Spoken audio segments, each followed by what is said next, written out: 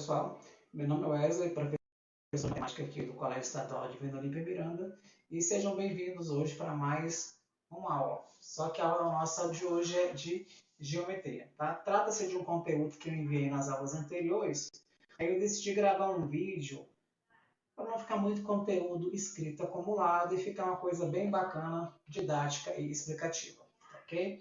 Então, olha só, nós vamos começar o nosso conteúdo aprendendo sobre áreas de superfície, certo? Então, nosso objetivo é conseguir calcular a área de figuras planas e o nosso conteúdo é o que é medir uma superfície. Né? Isso é o que nós vamos aprender.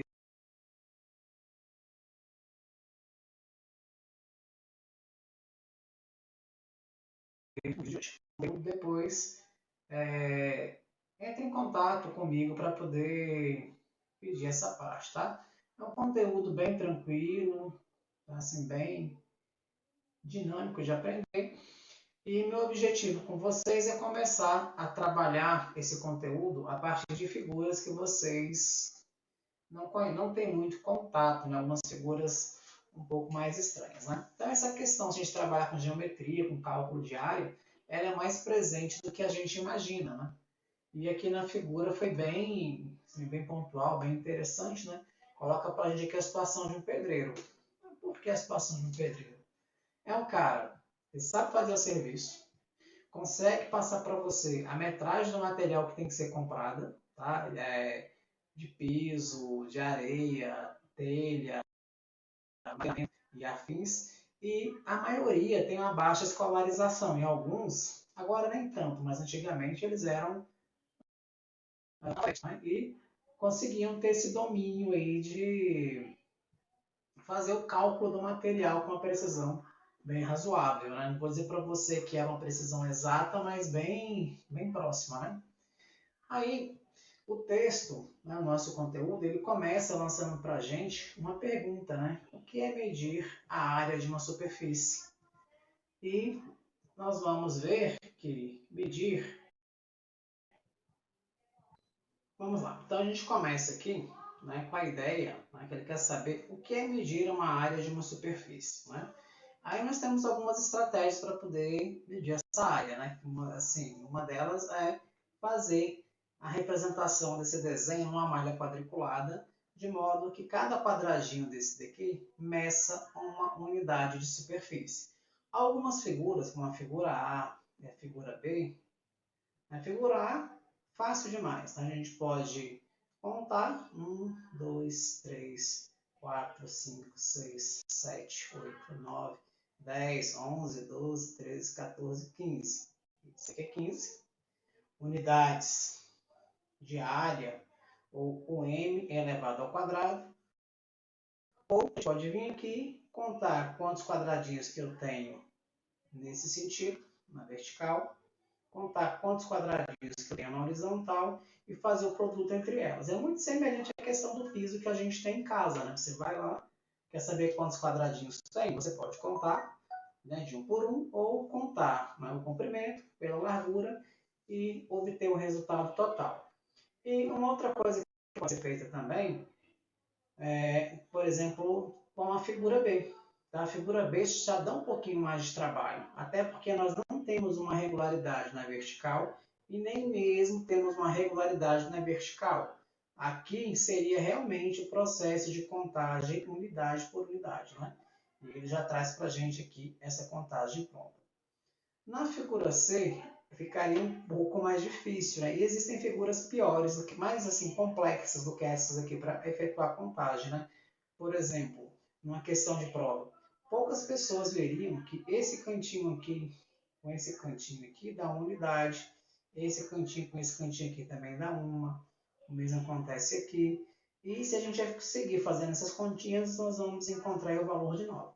Só que o objetivo nosso é usar essa malha quadriculada como sendo um recurso para a gente compreender como funcionam essas medições. Né? Nós não vamos ficar, por exemplo, numa questão de prova, ficar fazendo os desenhos em malha quadriculada. Tá? E outra coisa também, não é? Toda vez que nós calculamos, né, essa área, ela pode ser chamada também de superfície, tá? Mas é muito mais comum a gente usar a palavra área, mas superfície também pode. E aqui nós temos as notas, né? Nota 1. Quando dizemos área de uma figura, estamos nos referindo à área da superfície de uma figura. 2. Sabemos que a unidade fundamental para medirmos superfícies é o metro quadrado, tá?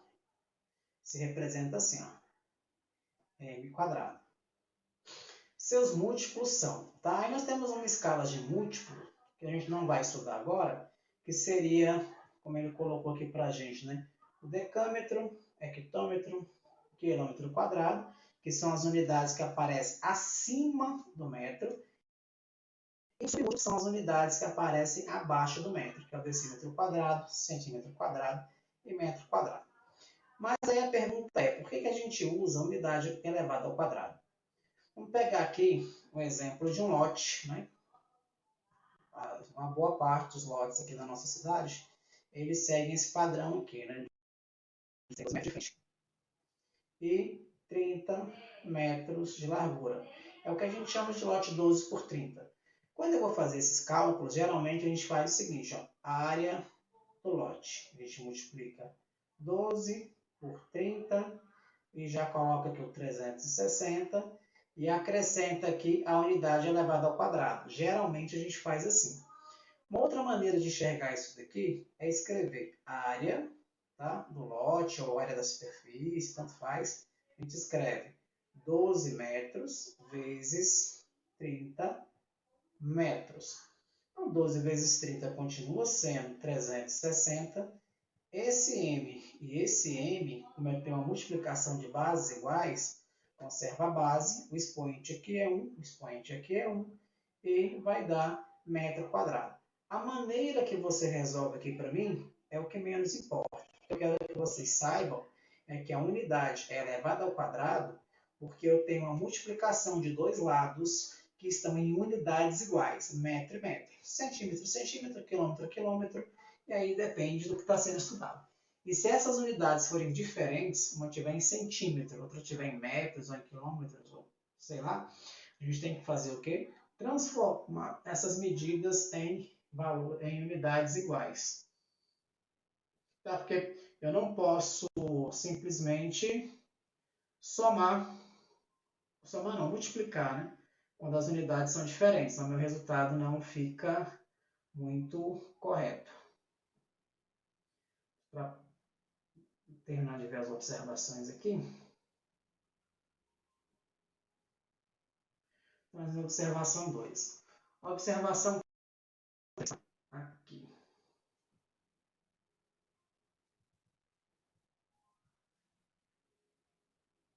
Observação 3, né? Dois polígonos são chamados equivalentes quando têm áreas iguais. O que significa isso? Eu posso ter figuras diferentes e com áreas iguais. Exemplo, eu posso ter uma sala quadrada de 9 metros, 3 por 3. E posso ter uma sala retangular também de 9 metros quadrados, tá? Por exemplo, não seria nem uma sala, seria um corredor, por exemplo, eu poderia colocar, para ter 9 metros, 1 por 9. Né? Ficaria uma coisinha estreita, não seria uma sala, seria um corredor mesmo. Né? Ficaria uma coisinha estreita, tá? Bem estreitinha, porém com 9 metros. Ou seja, a mesma quantidade de piso que eu gastaria para fazer uma área quadrada, gastaria também para fazer uma área retangular. Tá? E existem outras figuras que essas equivalências possam acontecer. O 4. Nas fórmulas, para facilitarmos, usaremos a palavra lado ao invés de medida do lado, base ao invés de medida da base, e assim por diante. Tá? Então, nessa parte introdutória, a gente tem uma preocupação maior com as numerações. A partir dos próximos, quando nós começarmos aqui a ver as fórmulas das áreas das figuras planas, nós já vamos trabalhar de um modo mais reduzido e mais objetivo. Tá? Agora nós vamos para a próxima aula, onde eu ensino vocês a trabalhar com a área do trapézio. Vamos lá, né? Calculando a área do trapézio. Então, o que acontece, né? Essa figura que aparece aqui para a gente, né? É o trapézio. Não é uma figura que a gente usa e que aparece para a gente todos os dias, tá? Aí nós vamos aprender a calcular a área do trapézio, tá? É uma figura que aparece para a gente mais ou menos assim. Tem algumas variações dela, mas todas as figuras que se encaixar nesse formato ou estiver próximo da descrição de um trapézio, nós vamos classificá-lo como sendo tal.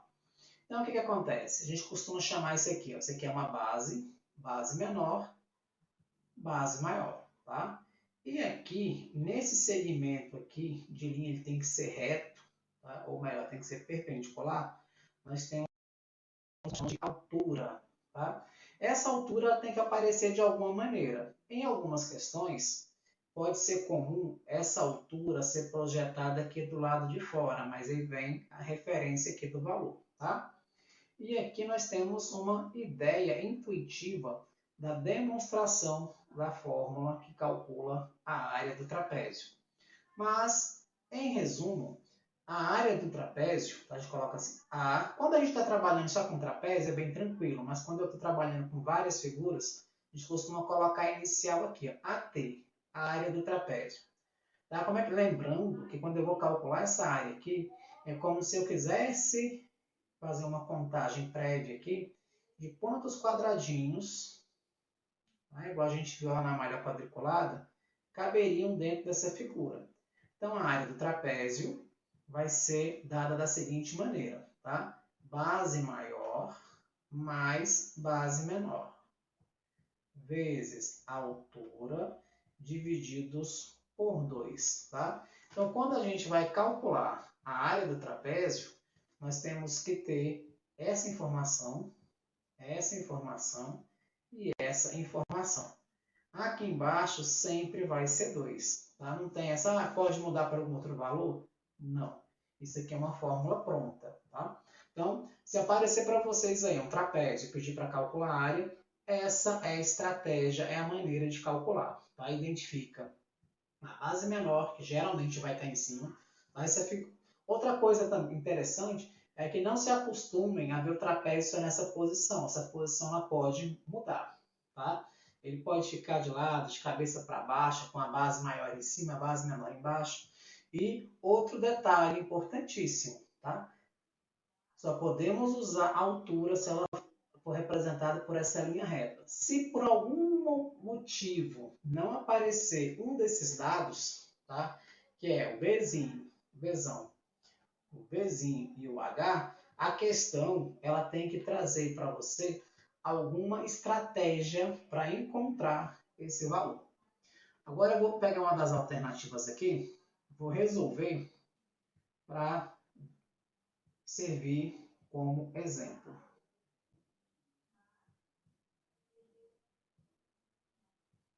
Eu já apaguei as respostas aqui. Pois é, olha só, são tão pouquinhas questões que eu mandei para vocês sobre o trapézio. Vou pegar aqui, vou fazer a letra B, né, da primeira questão. Então, olha só, a letra B da primeira questão, tá? Primeira coisa, qual que é a fórmula da área do trapézio? Tá? Eu gosto de repetir a fórmula até a gente tê-la sempre bem organizada nas ideias. O que eu tenho que descobrir aqui? Quem é minha base maior, quem é minha base menor e quem é a minha altura. Então, a minha base maior é isso aqui, ó. Observe que ele me deu o valor fragmentado. Então, o que eu tenho que fazer? Somar. Então, minha base maior equivale a 14, tá? Que é 6 mais 4 mais 10. A minha base menor é 4. E a minha altura é 6. De posse dessas informações, eu vou trocar. Então, a área do trapézio vai ser igual a 14 mais 4 vezes 6 dividido por 2. Então, 14 mais 4 dá 28. Vezes 6 dividido por 2. 28 vezes 6 dividido por 2 dá 84. Como nós estamos trabalhando com área, ele não disse para a gente estar em centímetro, não diz centímetros, né? Vem aqui, ó, centímetros. A gente vem aqui no final e coloca centímetros quadrados, tá? A partir de agora, toda vez que a gente vai trabalhando com área, é obrigatório esse processo de colocar centímetros elevado ao quadrado, certo? Aí o que nós vamos combinar?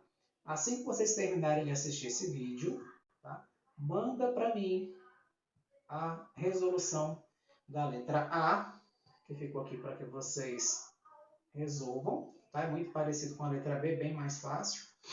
E da questão 2. Detalhe, ó. A questão 2, ele não falou para a gente quanto é que mede esse lado aqui, que seria a altura, tá?